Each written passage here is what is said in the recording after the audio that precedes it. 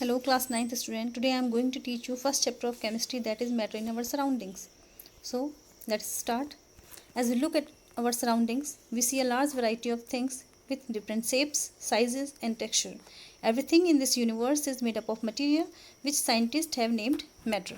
Actually everything in this universe is made up of material which is called matter. And matter is anything which occupies which occupies space and have mass. तो matter क्या है? जो space occupy करता है and जिसमें mass होता है. Everything in this universe is made up of material which scientist have named matter. तो साइंटिस्ट ने मटेरियल का नाम मैटर दिया. तो in science we can say it matter. The air we breathe, the food we eat, stones, cloud, stars, plants and animals, even a small drop of water और a particles of sand, everything is matter. तो जो air हम breathe करते हैं, the food we ईट, जो खाना खाते हैं, stones, cloud, star, plants, animals, यहाँ तक कि एक छोटी सी पानी की बूंद या फिर सैंड का पार्टिकल्स, एवरीथिंग इज मैटर. सब कुछ मैटर है. We can also see as we look around that all the things mentioned above occupy space and have mass. अब जितनी भी चीज़ें हमने ऊपर मेंशन की, like stone, star, plants, small drop of water और particle of sand, these all occupy space and they have mass. In other words, we can say they have both mass and volume. तो उनमें मास होता है और volume भी होता है. मास we can say 1 kg, 2 kg mass, 1 kg sugar, 2 kg sugar, 1 kg rice. This is the mass. And volume, a large quantity or amount of something is volume. Since early time, human beings have been trying to understand their surroundings. Early Indian philosophers classified matter in the form of 5 basic elements, the Panch Tattva: air, earth, fire, sky and water. देखिए पूरा बहुत पहले समय से ही जो human being है वो उसको अंडरस्टैंड करने के लिए ट्राई करता रहा अपने सराउंडिंग्स को, कि सराउंडिंग्स, हमारे सराउंडिंग्स में जो चीज़ें हैं वो कैसे बनी हुई हैं. और जो अर्ली इंडियन फिलोसफर थे उन्होंने क्लासीफाई किया मैटर को 5 बेसिक एलिमेंट्स के रूप में, 5 जो तत्व हैं उसके रूप में, और वो कहलाया गया पंच तत्व. दैट इज एयर, हवा, अर्थ,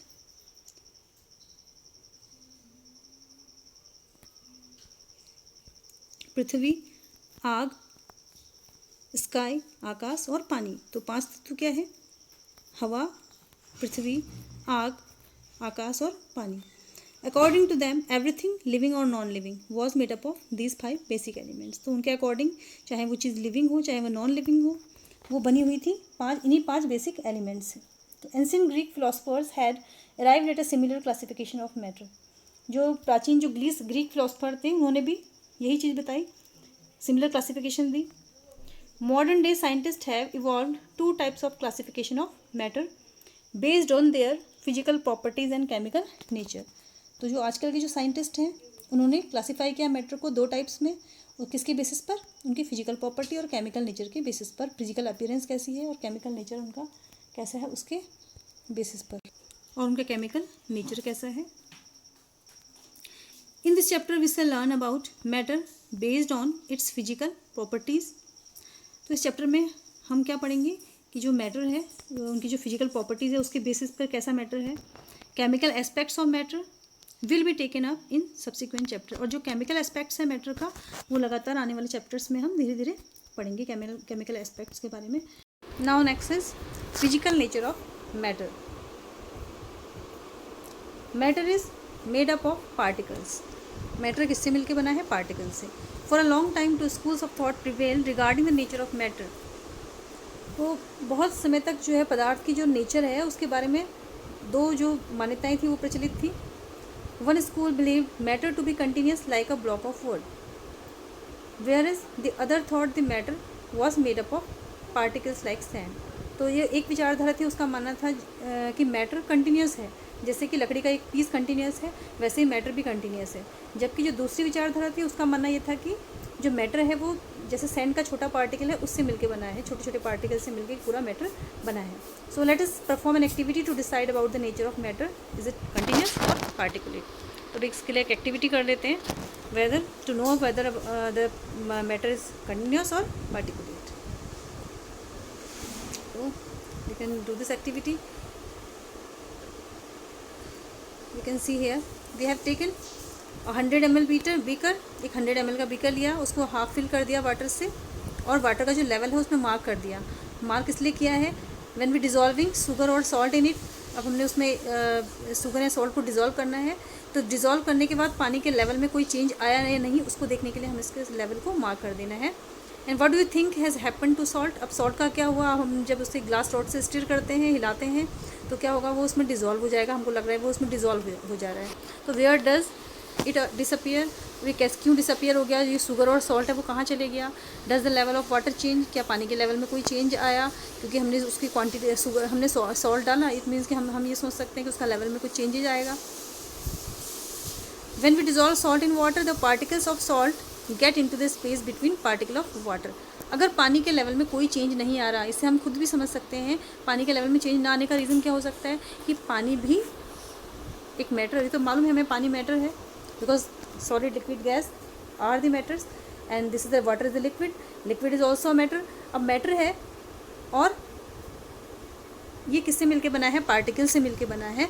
सो that is why when we put this salt और शुगर इन इट, तो क्या हुआ, सॉल्ट और शुगर ने पानी के पार्टिकल्स के बीच का जो स्पेस था वो ले लिया. वी कैन सी हियर, देखिए इसमें पानी के छोटे छोटे पार्टिकल्स हमको दिखाए गए हैं, जो ये पानी के पार्टिकल्स हैं, और इन पानी के पार्टिकल्स के बीच में क्या है, स्पेस है, गैप है.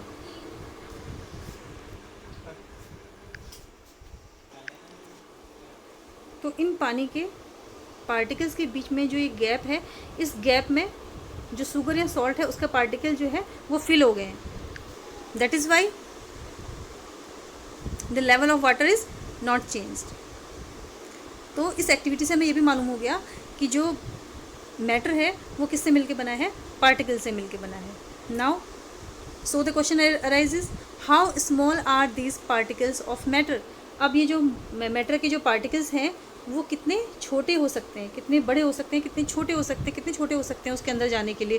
किसी जैसे वाटर के पार्टिकल्स हैं उसके बीच में वो चले गए, तो इट मीन्स कि वाटर के पार्टिकल कितने छोटे हो सकते हैं, या वो शुगर के पार्टिकल कितने छोटे हो सकते हैं. तो we can understand with an activity.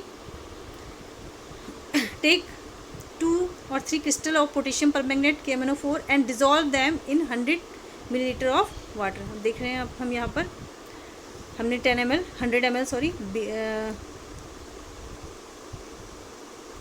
Water लिया है बीकर में.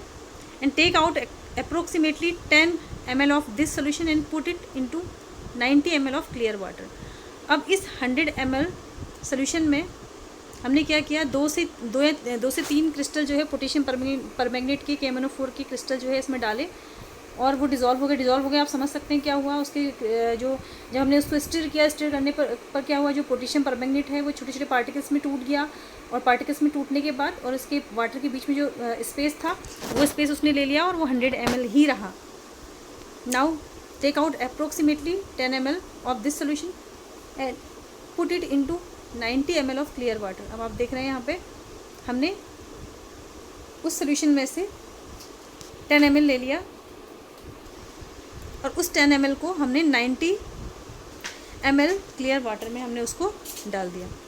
तो कितना हो गया, टोटल 100 हो गया. Keep diluting the solution like this 5 to 8 times. और इसको 5 से 8 बार हमने इसी प्रोसेस को दोबारा दोहराया. फिर जिसमें जो 90 में हमने 10 ml डाला था उसमें से हमने 10 ml और लेके फिर दूसरे 90 ml में डाला. इस तरीके से इसको 5 to 10 टाइम्स हम करेंगे.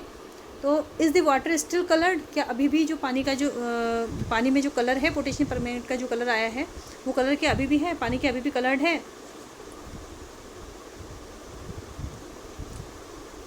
This experiment shows that just a few crystals of potassium permanganate can colour a large volume of water about 1000 litre. अब ये कह रहा है कि ये एक्सपेरिमेंट हमको ये दिखाता है कि कुछ ही क्रिस्टल हमने लिए थे, 2 से 3 क्रिस्टल हमने जो लिए थे, और ये कलर कर सकता है large volume of water about 1000 litre. आप देख रहे हैं इसमें अभी भी कलर्ड है. हमने यहाँ पे 4 बीकर्स 5 बीकर्स आपको दिखाई दे रहे हैं यहाँ पे. तो इसमें लास्ट बीकर में भी आपको दिखाई दे रहा है कि इसमें जो कलर है अभी भी है. So we conclude that there must be millions of tiny particles in just one crystal of potassium permanganate which keep on dividing themselves into smaller and smaller particles. इसका मतलब हम कंक्लूजन, हमारा जो कंक्लूजन है वो ये है कि there must be million of tiny particles, बहुत छोटे मिलियंस ऑफ छोटे छोटे पार्टिकल्स हैं. मतलब पोटेशियम परमैंगनेट जो है उसके इतने छोटे छोटे पार्टिकल्स हो चुके हैं एक क्रिस्टल में जो है विच कीप ऑन डिवाइडिंग, वो डिवाइड होते जा रहा है. मतलब मीन्स लास्ट बीकर में भी कलर है, इट मीन्स कि वो अभी और डिवाइड हो रहा है. उसका जो पार्टिकल है पोटेशियम परमैंगनेट का वो और छोटा छोटा छोटा पार्टिकल में डिवाइड होते जा रहा है. The same activity can be done using 2 ml of Dettol instead of potassium permanganate. देखिए इसी एक्टिविटी को हम कर सकते हैं. अगर हमारे पास पोटेशियम परमैंगनेट नहीं है तो हम डेटॉल ले सकते हैं. 2 ml डेटॉल हमने ले लिया इंस्टेड ऑफ पोटेशियम परमैंगनेट. तो the smell can be detected even on repeated dilution. अब जितना भी हम उसको पतला करते आएंगे, डाइल्यूट करते आएंगे, तो जो स्मेल है कह रहा है कि वो डिटेक्ट हो रही. स्मेल का डिटेक्ट होना हमें ये दिखा रहा है कि जो डेटॉल हमने जो डाला है उसके पार्टिकल्स इतने छोटे हैं कि लास्ट तक उसकी जो स्मेल है वो डिटेक्ट हम कर सक रहे हैं. तो इससे हमें जो हमारा कंक्लूजन है वो क्या निकला, the particle of matter are very small, they are small beyond our imagination. जो पार्टिकल्स हैं मैटर के वो इतने छोटे हैं, बहुत छोटे हैं, और वो इतने छोटे हैं कि जितना हम इमेजिन भी नहीं कर सकते, हमारी इमेजिनेशन के भी बियॉन्ड है वो. Now characteristics of particles of matter.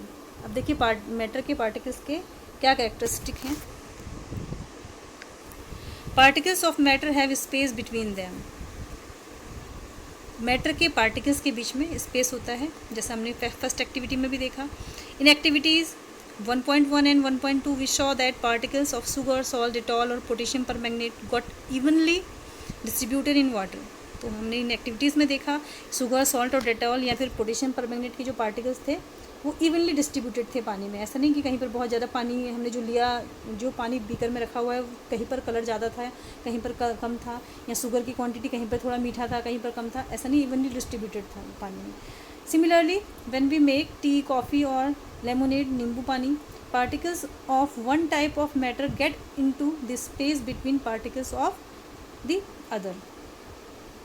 तो इस तरीके से जैसे हम चाय, कॉफ़ी या नींबू पानी बनाते हैं तो एक टाइप के मैटर के पार्टिकल वो दूसरी टाइप के मैटर के पार्टिकल के बीच में जो स्पेस होता है उसमें वो चले जाता है. उसके जो जैसे शुगर के हमने देखा कि शुगर को जब हमने पानी में डाला तो पानी के पार्टिकल्स, क्योंकि उसके जो लेवल था उसमें कोई चेंज नहीं आया. लेवल में चेंज ना आने का रीज़न यही है कि जो पानी के पार्टिकल्स हैं उसके बीच में जो स्पेस है उसमें शुगर के या सॉल्ट के पार्टिकल चले गए, फिल हो गए.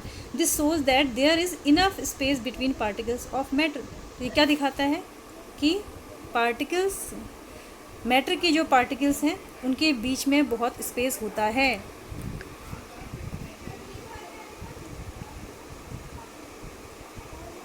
Now next is particles of matter are continuously moving. जो मैटर के पार्टिकल्स हैं वो कंटिन्यूसली मूविंग होते हैं. तो we can understand it with activity 1.3. Put an unlit incense stick in a corner of your class. How close do you have to go near it so as to get its smell. Now light the incense stick. What happens? Do you get the smell sitting at a distance? Record your observation. देखिए अपने class में किनारे पर कोई भी जो अगरबत्ती है उसको जला दीजिए और आपको उसकी स्मेल लेने के लिए उसके कितने नज़दीक जाना होगा, कितने नज़दीक जाना होगा. देखिए धीरे धीरे वो स्मेल जो है क्या होगा, पूरी क्लास में फैल जाएगी, पूरी क्लास में फैल, बल्कि क्लास के बाहर भी आने लग जाएगी वो स्मेल.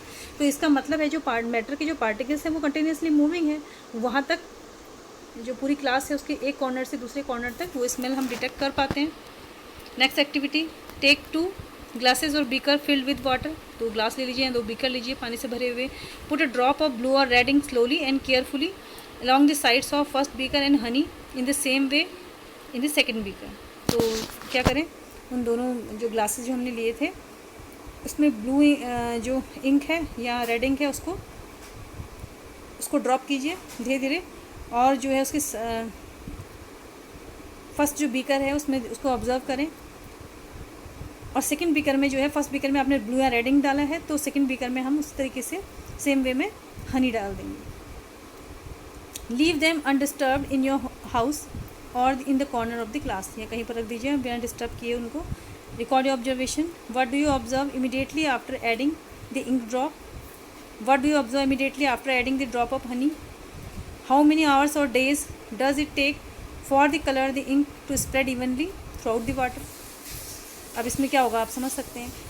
एक ग्लास में आपने ब्लू या रेड इंक को डाला, दूसरे में आपने हनी को डाला, तो टाइमिंग किस में ज़्यादा लगेगी पूरे में स्प्रेड होने में? आप इस एक्टिविटी को करेंगे फिर समझेंगे. Next activity, drop a crystal of copper sulphate और potassium permanganate into a glass of hot water and another containing cold water. Do not stir the solution. Now the crystals to settle at the bottom. देखिए copper sulphate के या potassium permanganate के जो crystal हमने लिए और उसको गर्म पानी में डाला और दूसरे में हमने ठंडा पानी लिया है. तो हमने उसके सोल्यूशन को उसके कॉपर सल्फेट के या पोटेशियम परमैंगनेट को एक हॉट वाटर में डाला और दूसरा कोल्ड वाटर में डाला. और सोल्यूशन को हमने स्टिर नहीं करना है, हमने चेक करना है कि मिक्सिंग किसमें जल्दी होती है. तो what do you observe just above the solid crystal in the glass? तो क्या ऑब्जर्व करेंगे आप लोग दोनों क्रिस्टल को जो अपने ग्लास में डाला है. What happens at time passes? क्या होता है टाइम के पास होने के साथ साथ. तो what does this suggest about the particles of solid and liquid? Solid और लिक्विड के पार्टिकल्स के बारे में आप क्या इसमें सजेस्ट करेंगे. Does the rate of mixing change with temperature? Why and how? क्या जो मिक्सिंग है वाटर में कॉपर सल्फेट की क्रिस्टल की या पोटेशियम परमैंगनेट की क्रिस्टल की जो है मिक्सिंग में टेम्परेचर का क्या इफेक्ट पड़ता है? टेम्परेचर बढ़ाने के साथ साथ जो रेट ऑफ मिक्सिंग है डिज़ोल्विंग है वो बढ़ता है या उसको डिक्रीज़ करने पर या उसको इंक्रीज़ करने पर ये बढ़ता है. तो हाउ एंड वाई और कैसे होता है? You can do this activity. तो from the above 3 activities 1.3, 1.4 and 1.5 we can conclude the following. क्या कंक्लूजन निकला हमारा? देखिए particles of matter are continuously moving. जो मैटर के जो पार्टिकल्स हैं वो लगातार मूव कर रहे हैं. फर्स्ट उसमें देखा हमने फर्स्ट एक्टिविटी में, that is they possesses what we call the kinetic energy. तो उसके अंदर जो होती है जो ये मूविंग जो पार्टिकल्स का जो मूविंग करना है हम उसको कह सकते हैं kinetic energy. Means kinetic energy means it possesses motion. इसके अंदर मोशन होता है, इसको हम काइनेटिक एनर्जी कहेंगे. तो as the temperature rises particles move faster. जैसे जैसे टेम्परेचर उसका बढ़ेगा पार्टिकल्स का जो मूवमेंट है वो ज़्यादा बढ़ेगा. जैसे हम देख सकते हैं इसको कि अगर हम एक गिलास ठंडा पानी और एक गिलास गर्म पानी लेते हैं, गर्म पानी में भी हम शुगर डालते हैं और ठंडे पानी में भी, और बिना स्टीयर के लिए हिलाना नहीं है हमने उसको, तो जल्दी कौन डिजॉल्व हुआ? गर्म पानी में. मीन्स कहने का मतलब है टेम्परेचर राइज हो रहा है तो पार्टिकल्स का मूवमेंट जल्दी जल्दी हो रहा है, तो अपने आप ही पार्टिकल्स मूव कर रहे हैं, जिसकी वजह से जो शुगर या सॉल्ट हमने जो डाला हुआ है उसके पार्टिकल्स क्या हो रहे हैं? ब्रेक हो रहे हैं और वो उसमें उसके जो स्पेस है वाटर का उसमें अपना उसके स्पेस में फिल हो जा रहे हैं. So we can say that with increase in temperature the kinetic energy और ऑफ पार्टिकल्स ऑल्सो इंक्रीज. तो हम कह सकते हैं टेम्परेचर बढ़ाने में काइनेटिक एनर्जी बढ़ती है, मीन्स उनका मूवमेंट बढ़ता है. काइनेटिक एनर्जी मीन्स जो मोशन है वो बढ़ जाता है. तो in the above 3 activities we observe that particles of matter intermix on their own with each other. Means इन एक्टिविटी से हमको ये भी मालूम पड़ गया कि जो मैटर के जो पार्टिकल्स हैं वो इंटरमिक्स हो जाते हैं, आपस में मिक्स हो जाते हैं, अपने आप एक दूसरे में मिक्स हो जाते हैं. They do so by getting into the spaces between the particles. अब ये ऐसा कैसे करते हैं? वो ऐसे होता है वो आपने फर्स्ट एक्टिविटी में ही पढ़ा, सेकंड एक्टिविटी में, कि जब हमने शुगर को डिज़ोल्व किया पानी के अंदर तो क्या हुआ? शुगर ने उसके वाटर के जो पार्टिकल्स हैं उसके बीच में जो स्पेस था उसको ले लिया. तो ऐसा इसीलिए हो पाता है. This intermixing of particles of 2 different types of matter on their own is called diffusion.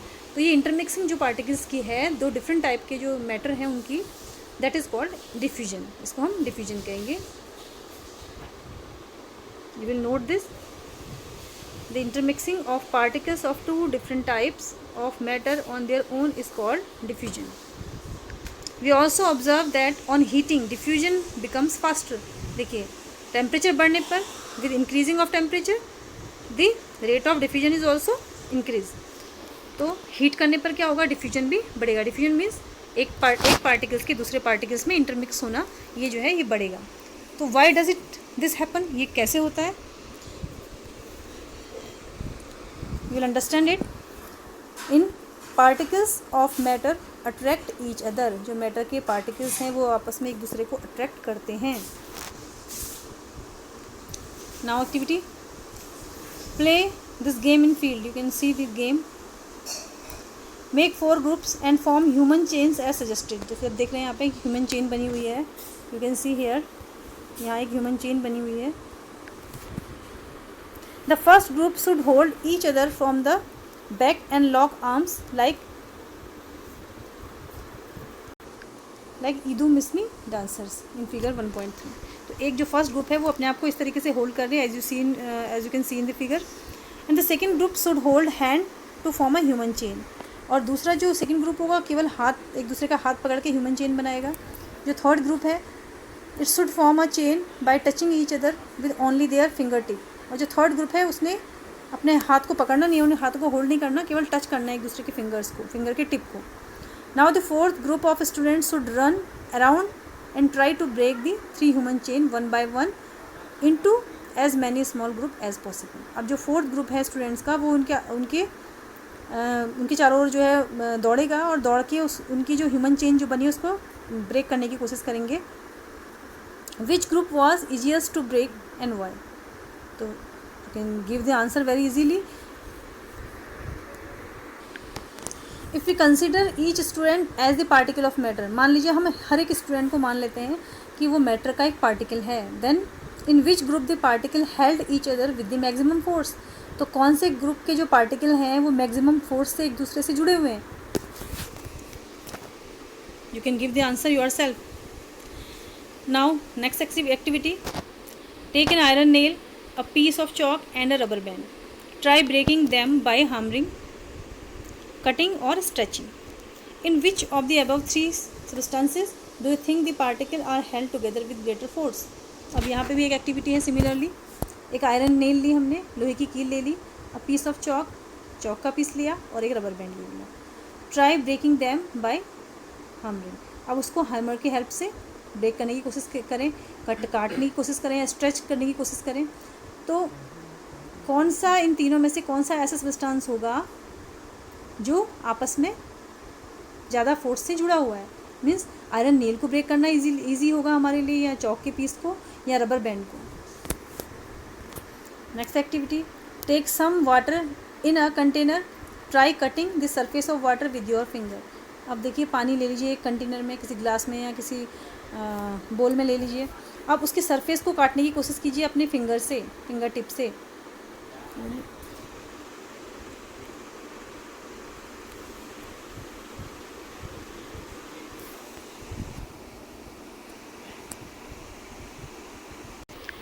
तो क्या आप उसके सरफेस को काट सकते हैं?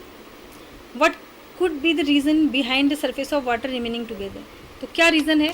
आपने उसे काटने की कोशिश भी करी तो वो पानी की जो सरफेस है फिर आपस में वैसी जुड़ जाती है। तो in the above 3 activities 1.6, 1.7 and 1.8 suggest that particles of matter have force acting between them. तो इन तीनों एक्टिविटीज़ से हमें ये तो मालूम पड़ गया कि जो मैटर के जो पार्टिकल्स हैं उनके बीच में कोई फोर्स काम कर रहा है।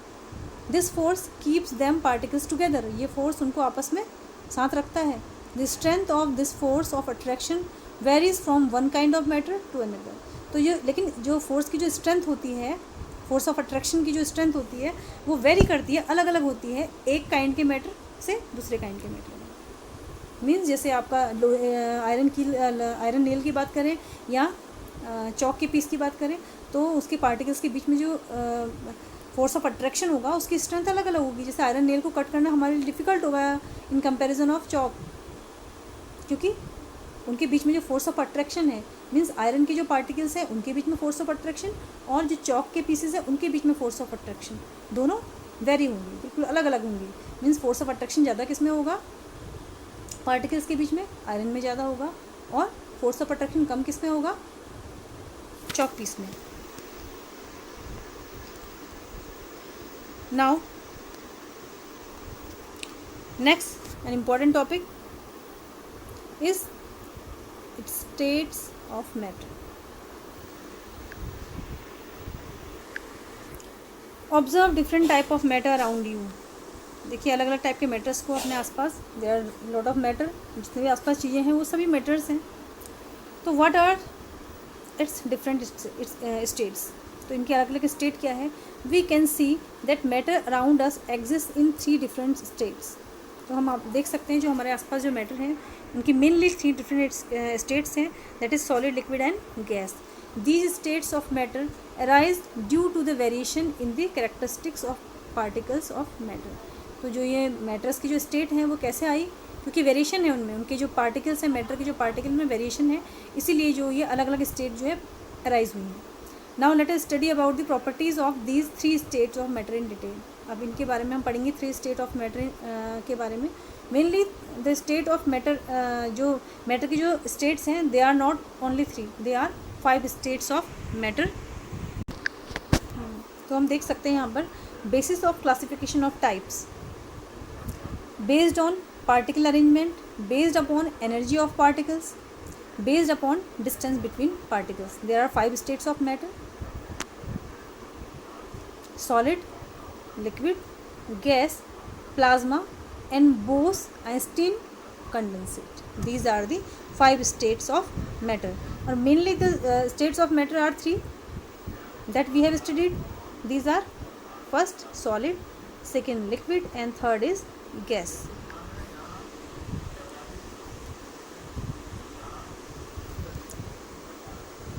The state plasma, that is non evaluative. Plasma जो स्टेट है वो नॉन इवेल्यूएटिव है अभी तक। अब plasma is an ionised gas. Plasma क्या है? एक आयोनाइज्ड गैस है, मीन्स इसमें आयन है, नेगेटिव पॉजिटिव आयंस। अब plasma is a very good conductor of electricity and is affected by magnetic field, और मैग्नेटिक फील्ड के द्वारा इसका ये अफेक्ट होती है। Plasma like gases have an indefinite shape and N indefinite volume. जो plasma है जैसे गैसेस की तरह, गैसेस का इनडेफिनिट शेप होता है और इनडेफिनिट वॉल्यूम होता है, इस तरीके से प्लाज्मा का भी है, क्योंकि ये आयोनाइज्ड गैस है। Next, Bose Einstein condensate, this is also non evaluative. अब BEC is a state of matter that can arise at very low temperature. तो ये जो BEC है, बोस-आइंस्टाइन कंडेंसेट, जो ये मैटर की ऐसी स्टेट है, ये बहुत कम टेम्परेचर पर राइज होती है। The scientist who worked with Bose Einstein condensate received a Nobel prize for their work in 1995। तो जिन्होंने इसके साथ काम किया, इसको BEC के साथ, तो उन्होंने नोबेल प्राइज़ रिसीव किया 1995 में। And the Bose Einstein condensate is all about molecules that are really close to each other, even closer than atom in a solid. इसके बारे में डिस्कस करेंगे बाद में। This is very important to note. Now the solid state of matter, the first state that is solid.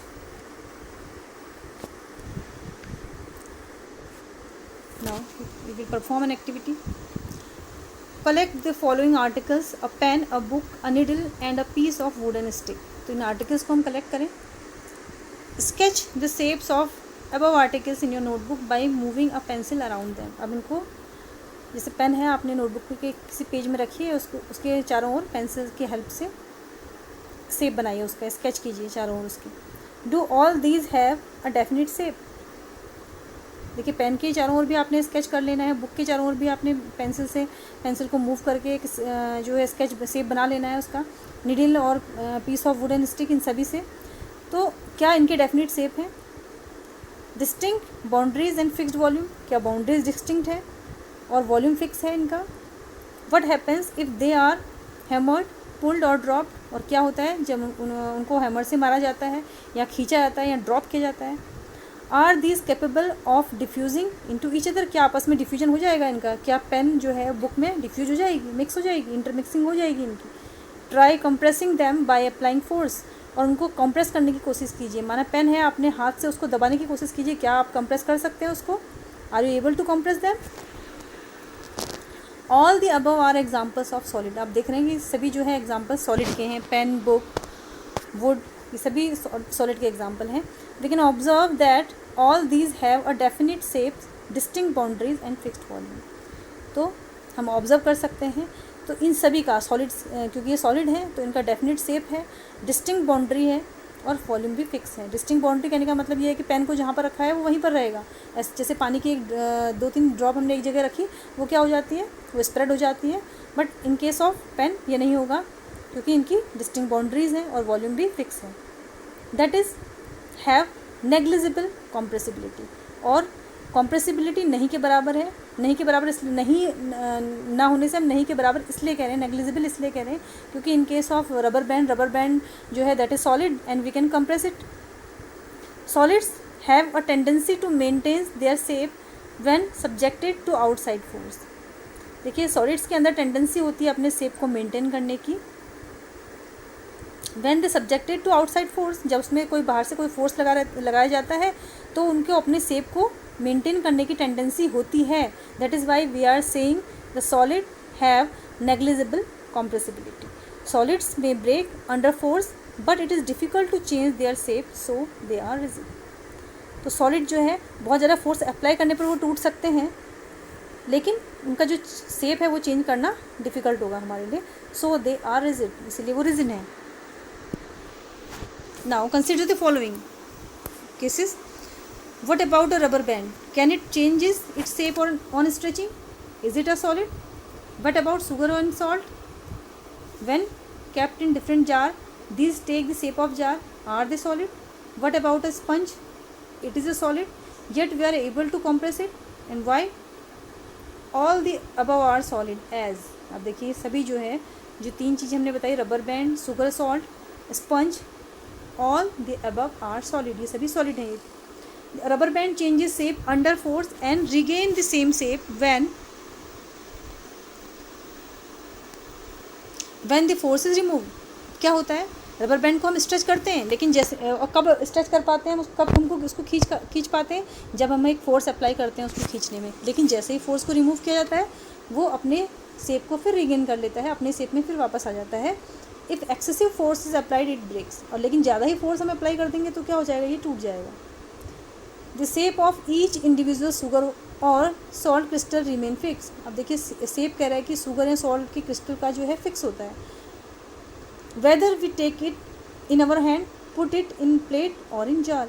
अब अपने हाथ में हम शुगर रखें या किसी प्लेट में रखें, किसी जार में रखें, तो इसका क्या होगा, इनका जो शेप है वो वही रहेगा। अ स्पंज हैज़ माइन्यूट होल्स। अब स्पंज में क्या होता है, छोटे छोटे होल्स होते हैं, आपने देखा होगा। इन विच एयर इज ट्रैप्ड, उसमें क्या होता है, एयर भरी रहती है, क्योंकि व्हेन वी प्रेस इट, जैसे हम उसको प्रेस करते हैं तो the air is expelled out, और एयर बाहर निकल जाती है, and we are able to compress it, और उसको आसानी से हम कॉम्प्रेस कर पाते हैं। But it is a solid. And compress क्यों कर पा रहे हैं, ये आपको समझ में आ गया यहाँ पर, क्योंकि उसके बीच में छोटे छोटे जो होल्स होते हैं वहाँ एयर भरी रहती है। तो हमने जैसे उसको कंप्रेस किया, वो एयर बाहर निकली, और फिर हमने उसको जो फोर्स है उसको जो हमने फोर्स रिमूव कर दिया, तो उसके बाद वो एयर फिर उसमें भर जाती है। Now about the, this is all about the solid state. Now the liquid state. Now liquid state, there is an activity that if you can do in your home, you can do. Collect the following: water, cooking oil, milk, juice, a cold drink. These all are the liquids. Containers of different shapes. Put a 50 ml mark on these containers using a measuring cylinder from the laboratory.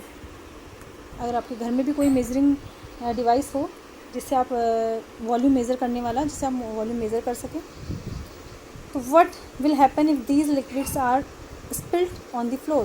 और क्या होगा जब ये liquid जो है फर्श में गिर जाए, वाटर गिर जाए, कुकिंग ऑयल गिर जाए, मिल्क या जूस या कोल्ड ड्रिंक कोई चीज़ गिर जाए अगर लिक्विड फर्श पर। Measure 50 ml of these any one liquid and transfer it into different containers one by one. Does the volume remain the same? अब देखिए कह रहे कि 50 ml को मेज़र कर लीजिए। 50 ml आपके घर में कोई जग हो सकता है, उससे मेज़र कर सकते हैं। तो किसी एक लिक्विड को ले लीजिए आप, यहाँ वाटर या कुकिंग ऑयल या मिल्क, जूस, कोई भी एक लिक्विड ले लीजिए, उसका 50 ml जो है मेज़र कर लीजिए और उसको ट्रांसफ़र कर दीजिए दूसरे कंटेनर्स में वन बाय वन, अलग अलग कंटेनर्स में वन बाय वन उसको ट्रांसफ़र कीजिए। Does the volume remain the same? क्या वॉल्यूम सेम रहेगा? Does the shape of liquid remain the same? क्या उसका शेप भी चेंज रहेगा?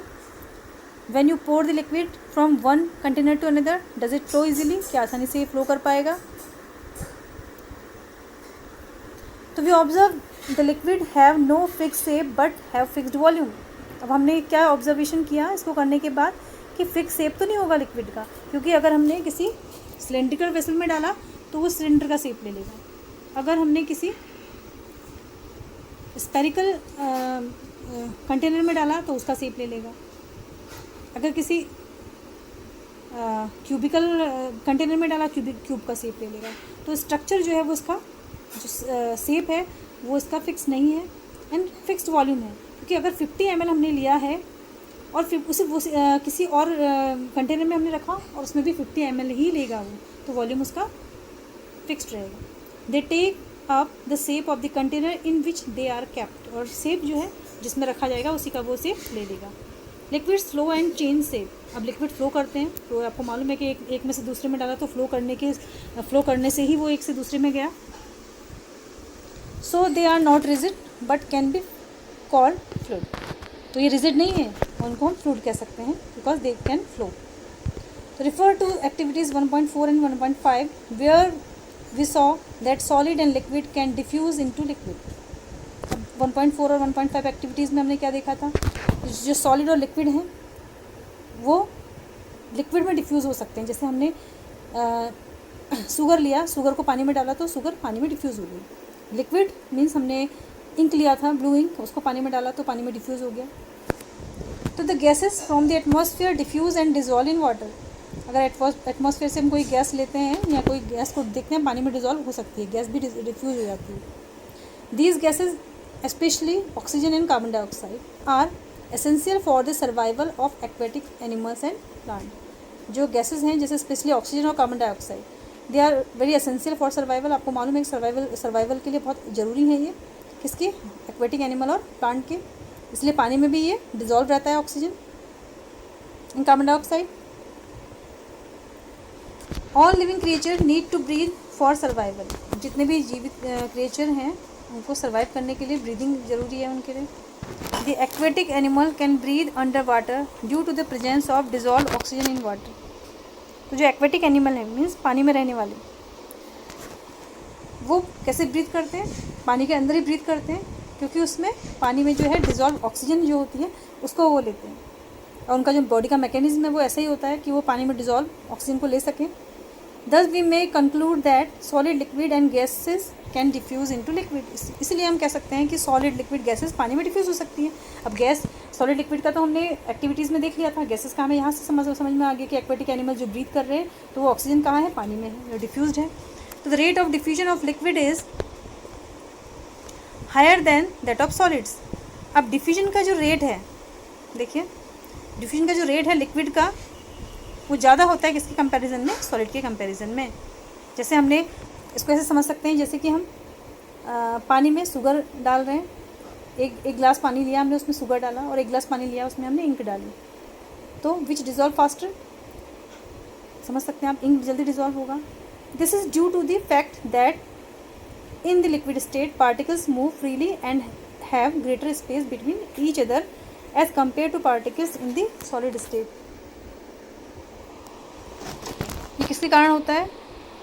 क्योंकि जो लिक्विड स्टेट में जो पार्टिकल्स हैं वो फ्रीली मूव करते हैं और उनके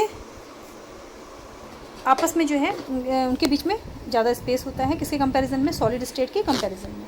now next it's all about liquid state. Now is that is the gaseous state. तो we will study about the gaseous state of matter. Have you ever observed a balloon seller filling a large number of balloons from a single cylinder of gas? Inquire from him how many balloons is he able to fill from one cylinder.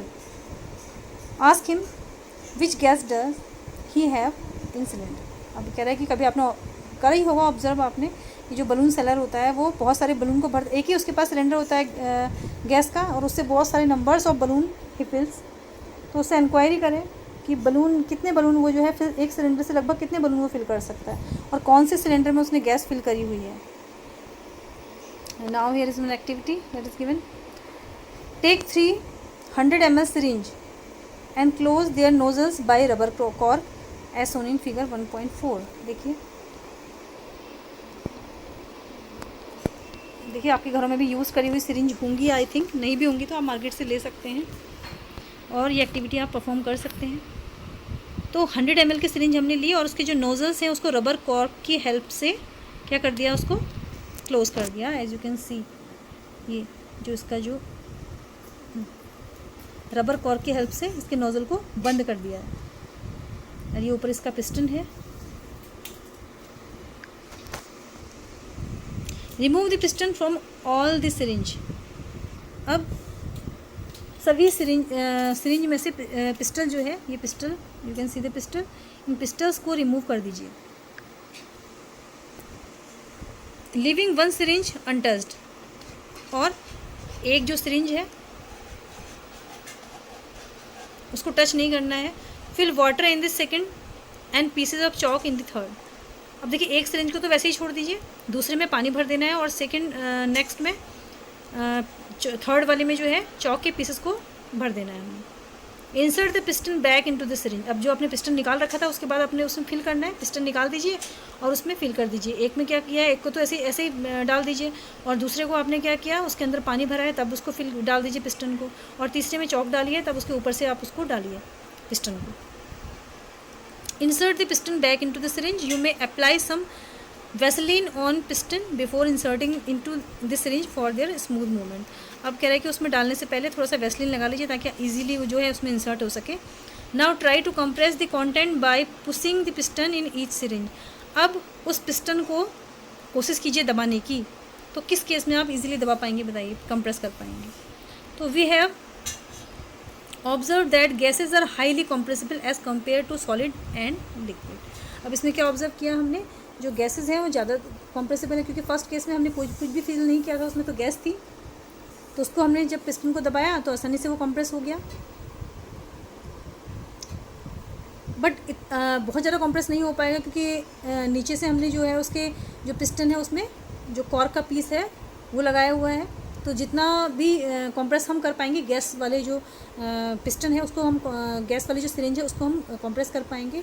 The liquefied petroleum gas LPG cylinder that we get in our home for cooking और oxygen supply to hospital in the cylinder is compressed gas. देखिए जो हमारे घरों में जो use की जाती है, जो सिलेंडर यूज़ किया जाता है, that is liquefied petroleum gas. उसमें क्या है एक्चुअली, जो गैस है और ऑक्सीजन के सिलेंडर जो हॉस्पिटल्स में यूज़ किए जाते हैं वो कॉम्प्रेस्ड गैस हैं। कॉम्प्रेस्ड गैस मीन्स गैसेस को कॉम्प्रेस किया गया है, मीन्स उसमें प्रेशर अप्लाई किया गया है, उसको दबाया गया है। Compressed natural gas CNG is used as fuel these days in vehicles. ऐसे ही कॉम्प्रेस नेचुरल गैस है CNG है, वो भी नेचुरल गैस को कंप्रेस करके बनाया गया है। कंप्रेस मीन्स दबा के उसमें प्रेशर अप्लाई करके बनाया गया है। Due to its high compressibility large volume of gas can be compress into a small cylinder and transported easily. क्योंकि गैस की जो कंप्रेसिबिलिटी होती है, मीन्स उसकी कंप्रेसिबिलिटी ज़्यादा क्यों होगी, क्योंकि गैसेस के जो पार्टिकल्स होते हैं उनके बीच में जो स्पेस होता है वो बहुत ज़्यादा होता है। मीन्स कहने का मतलब है गैस के जो पार्टिकल्स हैं उनके बीच में बहुत ज़्यादा स्पेस होता है, उनके जो पार्टिकल्स हैं उनके बीच में बहुत ज़्यादा स्पेस होता है।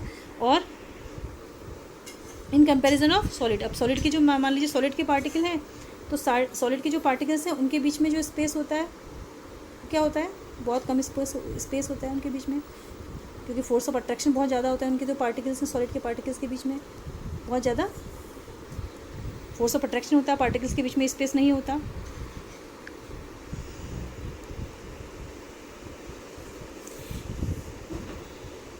तो क्योंकि गैसेस की जो कंप्रेसिबिलिटी है बहुत ज़्यादा होती है, तो बहुत ज़्यादा मात्रा में, बहुत ज़्यादा वॉल्यूम में गैसेस को हम छोटे से सिलेंडर के अंदर फिल कर सकते हैं और इजीली उसको ट्रांसपोर्ट किया जा सकता है। We come to know of what is being cooked in the kitchen without even entering there by the smell that reaches our nostrils. अब घर में किचन में क्या बन रहा है, अगर जैसे हम दरवाजे पे एंटर करते हैं, हम स्कूल से, अगर आप स्कूल से आते हो तो जैसे आप दरवाजे में एंटर होते हो तो आपको कुछ स्मेल आती है और आप समझ जाते हो कि घर में क्या पका है। How does this smell reaches us, अब ये स्मेल हम तक कहाँ कैसे आई।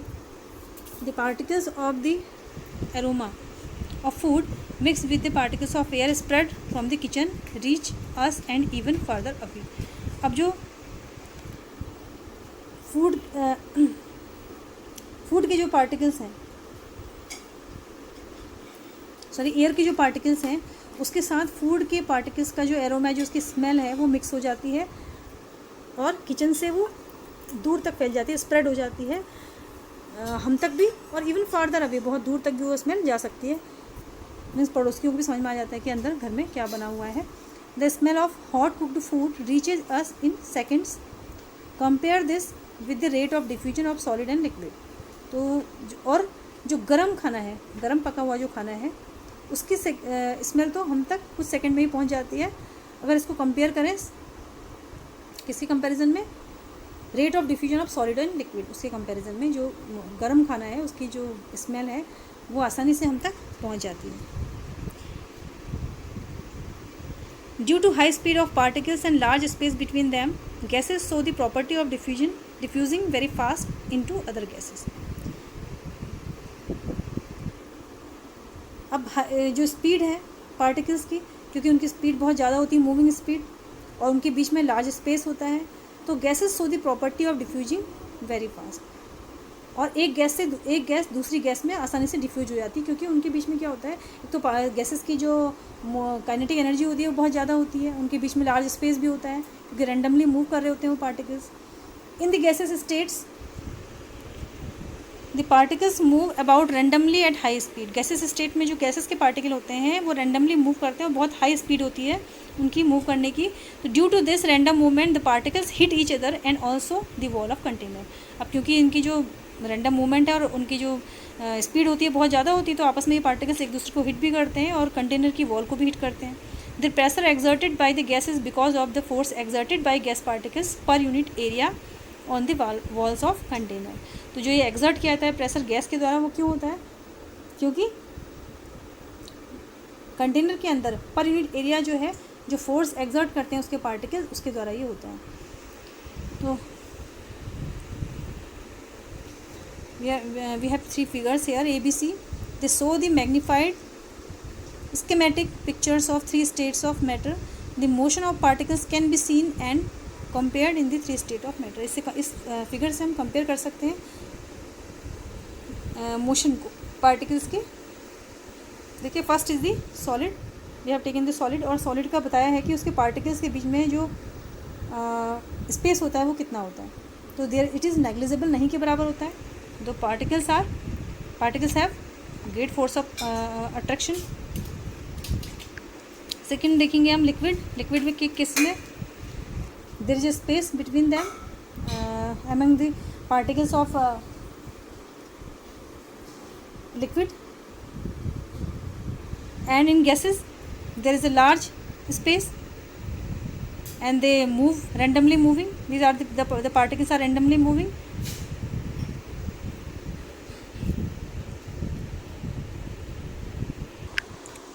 अब देखेंगे हम सॉलिड के पार्टिकल्स क्योंकि फिक्स्ड हैं तो उनमें कोई मोशन हमें दिखाई नहीं दे रहा। लिक्विड के पार्टिकल्स, इसमें एरो रेड एरो दिखाया हुआ है जिससे हमें मोशन दिखाई दे रहा है। हम देखते हैं पानी को, थोड़ा सा पानी कहीं गिराते हैं अपने फर्श में तो वो अपनी जो जिस डायरेक्शन में उसका फ्लो होता है वहाँ को फ्लो होने लग जाता है, मीन्स कि उसके पार्टिकल्स के बीच में मोशन है। और थर्ड केस में जो गैसेस हैं, अब गैसेस के पार्टिकल क्योंकि रैंडमली मूव करते हैं, क्योंकि उनके बीच में जो there is a lot of space between the particles of gas, so they are moving randomly. Now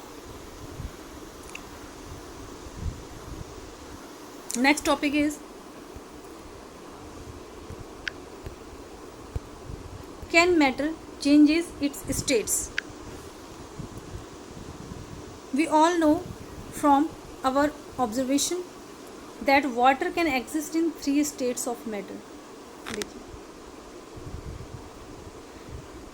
हम जितने भी ऑब्जर्वेशन हमने किए होंगे तो उनके आधार पर हम बता सकते हैं कि पानी जो है मैटर की थ्री स्टेट में एग्जिस्ट करता है। That is solid, liquid and gas. Solid as ice, liquid as the familiar water, and gas as vapor, water vapor. What happens inside the matter during this change of state? अब matter के अंदर होता क्या है जब ये state में change होता है? What happens to the particles of matter during the change of states? और जब चेंज हो रहा होता है उस समय पार्टिकल्स के बीच में क्या होता है? How does this change of state take place? अब ये कैसे ये चेंज होता है? We need answer to these questions, isn't it? अब हमको इन सभी क्वेश्चंस का आंसर चाहिए.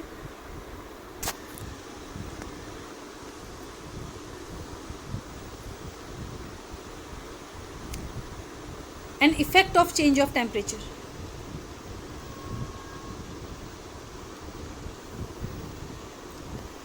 देखिए, अगर टेम्परेचर में हम चेंज करते हैं तब क्या होता है? तो with an activity we will understand it. Take about 150 gram of ice in a beaker and suspend a laboratory thermometer so that its bulb is in contact with the ice. अब आप देख रहे हैं यहाँ पे एक आयरन स्टैंड है और एक बीकर लिया हुआ है जिसमें कि आइस है और इसमें एक थर्मोमीटर सस्पेंड किया है. आप देख रहे हैं.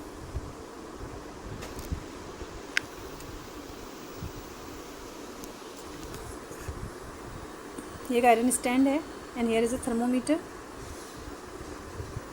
And in beaker there is a ice in beaker.